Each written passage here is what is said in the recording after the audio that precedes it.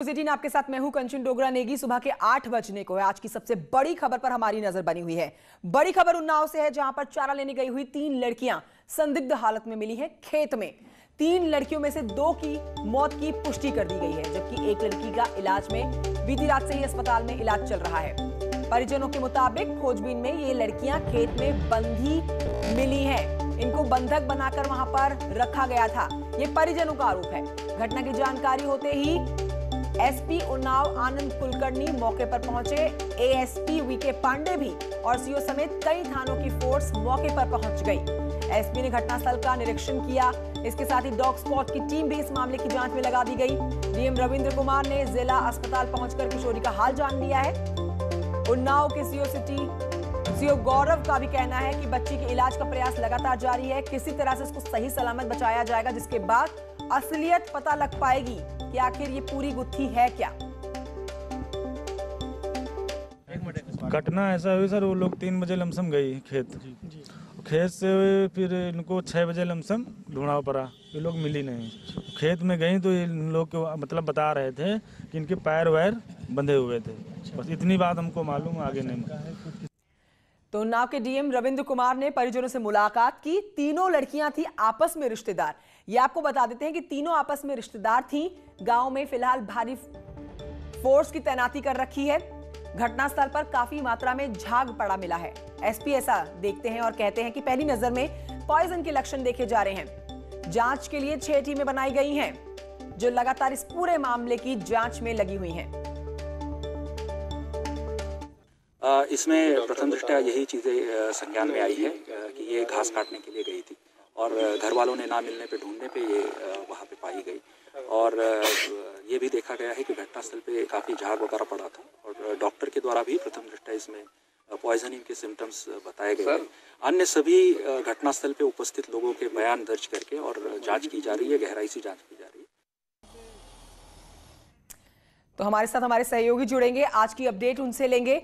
लेकिन इस वक्त की आपको ये बड़ी खबर बता रहे हैं, जिसमें 6 टीमें बनाई गई हैं। कुल 6 टीमें इस पूरे मामले की तहकीकात कर रही हैं पुलिस की, और जांच पड़ताल में अब पता लगेगा कि आखिर ये पूरा मामला क्या है। अनसुलझी सी ये कहानी सुलझानी बेहद जरूरी हो जाती है, क्योंकि परिवार का आरोप कि तीनों लड़कियां रिश्तेदार जो हैं बंधक बनाकर खेत में रखी गई थी, जिनमें से 2 की मौत की पुष्टि की गई है। एक का इलाज इस समय अस्पताल में जारी है, और सबसे बड़ी इस कहानी को सुलझाने वाली कड़ी साबित होगी वही लड़की जो इस समय अस्पताल में भर्ती है। आइए सीधे रुक करते हैं। अनुज गुप्ता मेरे सहयोगी उन्नाव से फोन लाइन पर मौजूद है। अनुज गुप्ता, कल देर शाम के बाद यह मामला जैसे ही सामने आया, गहमा गहमी बन गई। आपसे जानना चाहेंगे सबसे पहले इस मामले पर अपडेट कि पुलिस क्या कह रही है, क्योंकि अब तक जो 6 टीमें बनी हैं, कुछ सुराग तो जुटा चुकी होंगी। पुलिस का आज का क्या कहना है?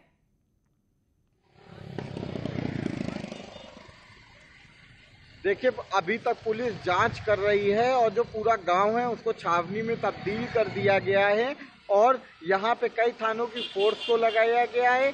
अभी फिलहाल जो एसपी का कहना है कि प्रारंभिक तौर पर जांच चल रही है, जो ग्रामीण है उनके बयान दर्ज किए जा रहे हैं। वहीं जो आसपास के लोग हैं उनसे भी पूछताछ कर रही है पुलिस, बयान उनके भी दर्ज कर रही है।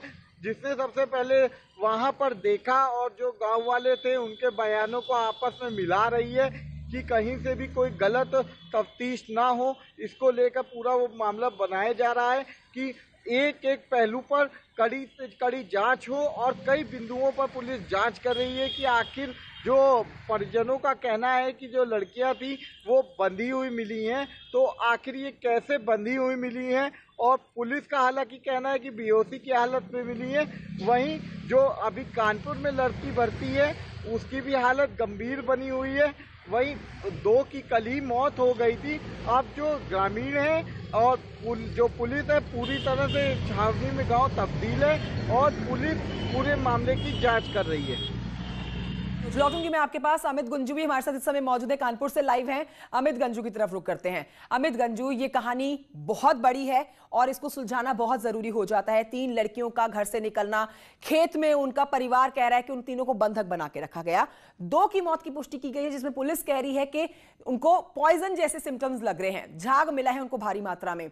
अब जो लड़की अस्पताल में भर्ती है उसका होश में आना बहुत जरूरी हो जाता है, क्योंकि पूरी कहानी का कच्चा चिट्ठा वही बताने वाली है।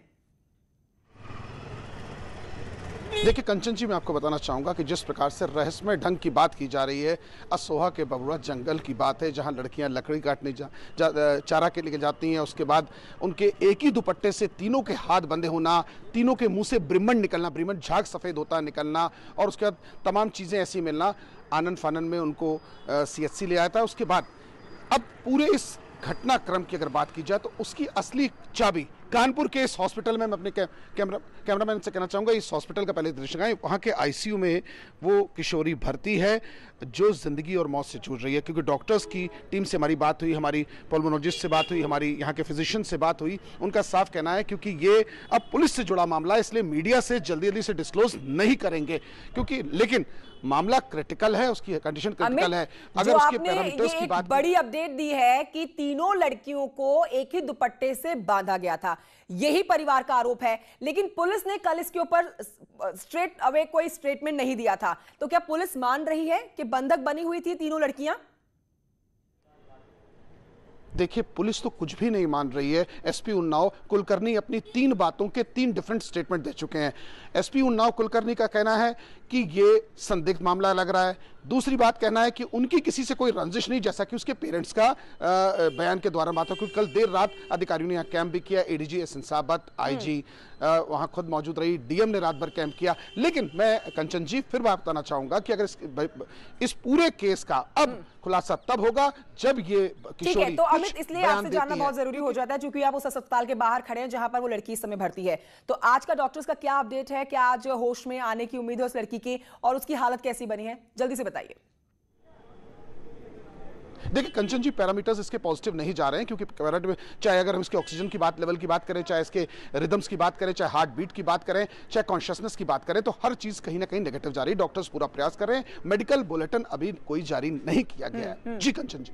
ठीक है, लौटूंगी मैं आपके पास। अनुज भी हमारे साथ बने हैं, उन्नाव से बने हुए हैं। अनुज, एक बार परिवार जो बता रही है चीजें, परिवार का जो स्टेटमेंट लिया गया है उस पर आपसे जान लेते हैं कि परिवार क्या बोल रहा है। परिवार ने सीधे बोला है कि बंधक बनाया गया है। क्या परिवार ने पुलिस को बताया कि उनकी आपस में किसी से बहस हुई हो, कोई रंजिश रही हो, कोई आपस का विवाद रहा हो, जिसकी वजह से किसी ने अपने गलत मंसूबों को पूरा करने के लिए इन तीनों लड़कियों को बंधक बनाया हो?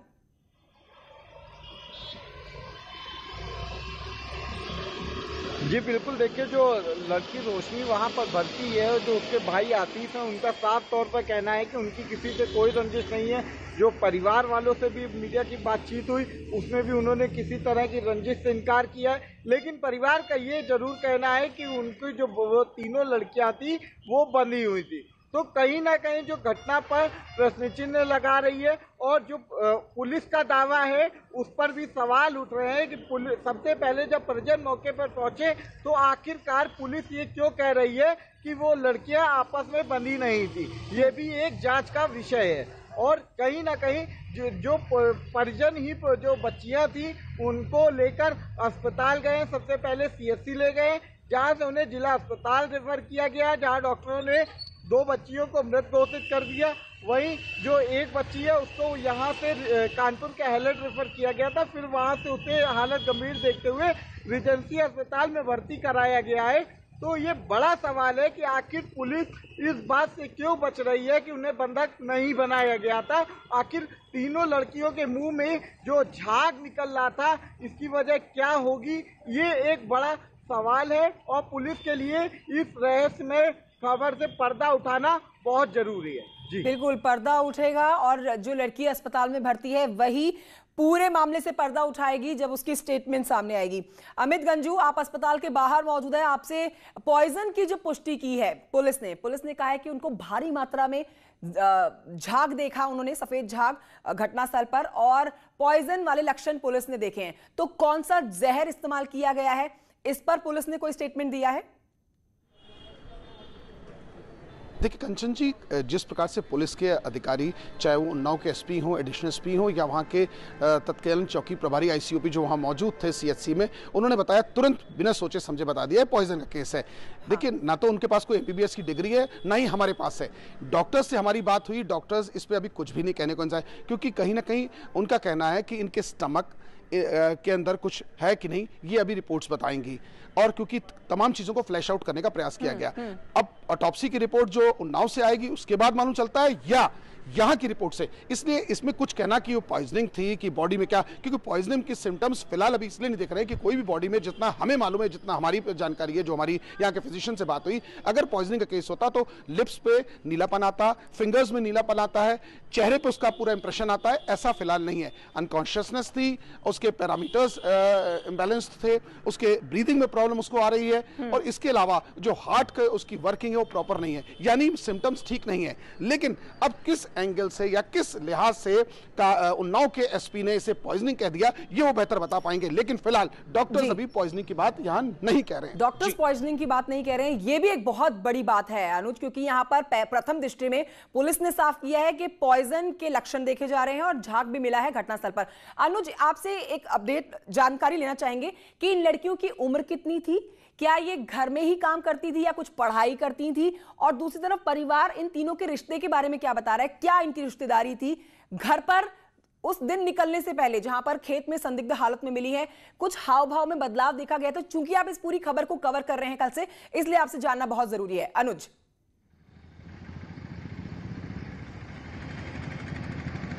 देखिए, ये जो लड़कियां थी, ये तीनों का ये रूटीन था। ये इस समय पर ही जाती थी, घर से निकलती थी और वहां से जो जानवरों के लिए हरा चारा लेने के लिए निकलती थी।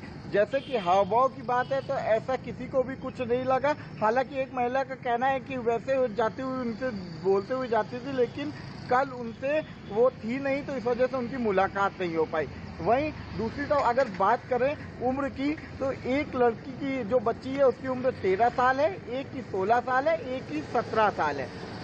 जो दो बच्चियां हैं उनमें से दो के बीच में बुआ और भतीजी का रिलेशन है, जबकि एक बच्ची चचेरी बहन है।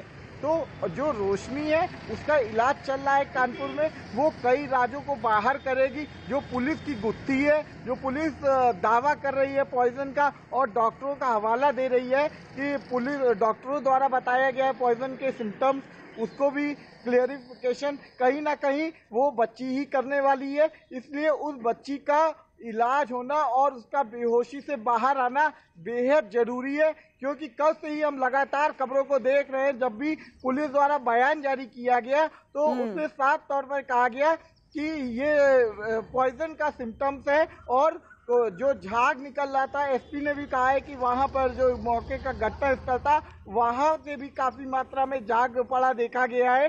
तो ये जो पूरी जांच चल रही है, अब इसमें उन्नाव एसपी द्वारा 6 टीमें लगाई गई हैं। जो एडीजी जोन एसएन साबत और आईजी लक्ष्मी सिंह की, उन्होंने भी देर रात तक गांव में चहलकदमी करी, और जो डीएम थे उन्होंने भी परिवार वालों को जाकर ढांढस बनाया। दुख की घड़ी में हर कोई उनके साथ है। वाकई में दुख की घड़ी अनुज, और तीनों लड़कियां नाबालिग, जिनमें से 2 की मौत हो गई है और 1 का इलाज जारी है। आप दोनों का बहुत शुक्रिया, नजर बनाए रखिए इस खबर पर, और अपडेट्स के लिए आपके पास जरूर लौटेंगे। फिलहाल अपने दर्शकों को बताते हैं कि इस मामले में उन्नाव के एसपी आनंद कुलकर्णी क्या कह रहे हैं, सुनिए। इसमें प्रथम दृष्टया यही चीजें संज्ञान में आई है कि ये घास काटने के लिए गई थी और घर वालों ने ना मिलने पे ढूंढने पे ये वहाँ पे पाई गई, और ये भी देखा गया है कि घटनास्थल पे काफ़ी झाग वगैरह पड़ा था, और डॉक्टर के द्वारा भी प्रथम दृष्टया इसमें पॉइजनिंग के सिम्टम्स बताए गए हैं। अन्य सभी घटनास्थल पे उपस्थित लोगों के बयान दर्ज करके और जांच की जा रही है, गहराई से जांच की जा रही है। अब बढ़ते हैं अगली खबर की तरफ, रुख करते हैं श्रावस्ती से खबर। ये बड़ी खबर है जहां पर एक युवक की बेरहमी से पिटाई का वीडियो सामने आया है। युवक को खंबे से बांधकर बेरहमी से पीटा गया है। बड़ी बात यहां पर यह है कि इस वीडियो में जिस युवक को पीटा जा रहा है वो पिटाई के बाद युवक अचानक से गायब हो गया। वायरल वीडियो, बेहद एक्सक्लूसिव वीडियो आपके सामने। इस वीडियो के आधार पर परिजनों ने 4 लोगों पर हत्या करने का आरोप लगाया गया है। पीड़ित परिवारजनों ने मानवाधिकार को पत्र लिखकर न्याय की गुहार भी लगाई है। चमरपुरवा गांव का ये मामला है। तो ये वीडियो आपके सामने, ये वीडियो बेहद एक्सक्लूसिव, क्योंकि बेरहमी से एक युवक को पीटा जा रहा है। देखिए, डंडे से, खंबे से बांधकर उस युवक को पीटा जा रहा है। और बहुत बड़ी बात यहां पर यह सामने आती है कि पिटाई के बाद युवक अचानक से गायब भी हो जाता है। अब इस वीडियो के आधार पर ही पुलिस जांच पड़ताल भी कर रही है। परिजनों से 4 लोगों पर हत्या करने का आरोप भी लगा है, और पीड़ित परिजनों ने यहां पर मानवाधिकार को पत्र लिखकर न्याय की गुहार भी लगाई है। बैक अब और खबर हरदोई से है, जहां के मुसेला गांव में एक युवक ने अपने भाई को जलती चिता पर ही धकेल दिया। ये पूरा मामला आपको बताते हैं। दोनों युवक अपनी मां के अंतिम संस्कार में शामिल हुए थे। इस बीच एक युवक गुस्से में आ गया। मृतक महिला के दोनों बेटे पहले से ही बंटवारे को लेकर विवाद में थे। माता की जलती हुई चिता को देखते हुए एक भाई ने दूसरे भाई को जलती चिता पर धकेल दिया। मारपीट शुरू हो गई और छोटे भाई ने बड़े भाई को जलती चिता पर धकेला। इस बात की सूचना पाते ही मौके पर पुलिस पहुंची और घायल को सबसे पहले सीएचसी में भर्ती कराया गया, जिसके बाद जिला अस्पताल रेफर किया गया है। हमारी माताजी खत्म हो गई थी। अपनी माताजी को हम अपने गांव लेके गए थे। बेगन की थी, ठीक बेगन से हम माताजी को गांव लेके गए थे। वहाँ सरा जल रहा था। हमारे भाई ने बंटवारे में हमको उठा करके सरा पे फेंक दिया, ठीक। और हमारी गलती कोई नहीं है, लेकिन हमारा भाई जो है सुबह से दारू पी के गुंडाई पूरे गांव में कर रहा था। हमारी बहन को मारा उसने और फेंक दिया, बहन को मारा। बढ़ते हैं आगे। बनारस हिंदू विश्वविद्यालय एक बार फिर से चर्चाओं में है। एक बार फिर से इसमें यहां पर मामला जो सामने आया है वो कई गंभीर सवाल खड़े करता है। विश्वविद्यालय के बिरला सी के हॉस्टल से, जहां पर एक छात्र के रूम से देसी कट्टा बरामद किया गया है। आपको बताएं कि 11 फरवरी को दो छात्र गुटों के बीच में लड़ाई झगड़ा हुआ था। 11 फरवरी की शाम बिरला सी में कुछ छात्रों ने मुकेश पांडे नाम के एक छात्र के ऊपर गोली चलाई थी। हालांकि छात्र बच गया था। तब इस मामले में छात्रों ने जमकर हंगामा किया। पुलिस ने इस मामले में दोनों पक्षों की तरफ से मुकदमे दर्ज कर लिया। 4 छात्रों को गिरफ्तार भी कर लिया है। मामले को लेकर बीएचयू प्रोक्टोरियल बोर्ड हॉस्टल में मुकदमा में शामिल छात्रों का रूम खाली करवाने के लिए जब पुलिस पहुंची तो आरोपी छात्र रूम खाली करवाते वक्त उसके बैग से देसी कट्टा बरामद हुआ। देसी कट्टा मिलने के बाद एक बार फिर से छात्रों में हंगामा शुरू हो गया। बीएचयू के मुख्य सिंह द्वार को बंद कर दिया गया है। मुकेश आजाद पांडे जो कि अवैध रूप से बिरला छात्रावास में रहता था बिरला सी में, उसके रूम में एक जो है सो कट्टा मिला, दाना मिला गोली का। वो उसके बाद जो है उसको गिरफ्तारी नहीं किया जा रहा। उसके कई संगीन धाराएं हैं, एक्सटॉर्शन का है, 307 है, उसके बाद कितना धारा है उतना हमको तो पता भी नहीं है। गोरखपुर में एंटी करप्शन टीम ने औषधि विभाग में कार्यरत रिश्वतखोर लिपिक पर शिकंजा कसा। एंटी करप्शन की टीम ने 40,000 रिश्वत लेने के दौरान रंगे हाथों पकड़े गए ड्रग्स विभाग के लिपिक को गिरफ्तार कर लिया है। गिरफ्तार लिपिक पर आरोप है कि वो ड्रग्स लाइसेंस के आवेदक से 40,000 रुपए की रिश्वत मांग रहा था, जिस पर पीड़ित आवेदक ने एंटी करप्शन से इस बात की शिकायत कर दी। ऐसे में एंटी करप्शन की टीम ने जाल बिछाकर कलेक्ट्रेट परिसर स्थित औषधि विभाग के दफ्तर से आरोपी रिश्वतखोर लिपिक को रंगे हाथों गिरफ्तार किया।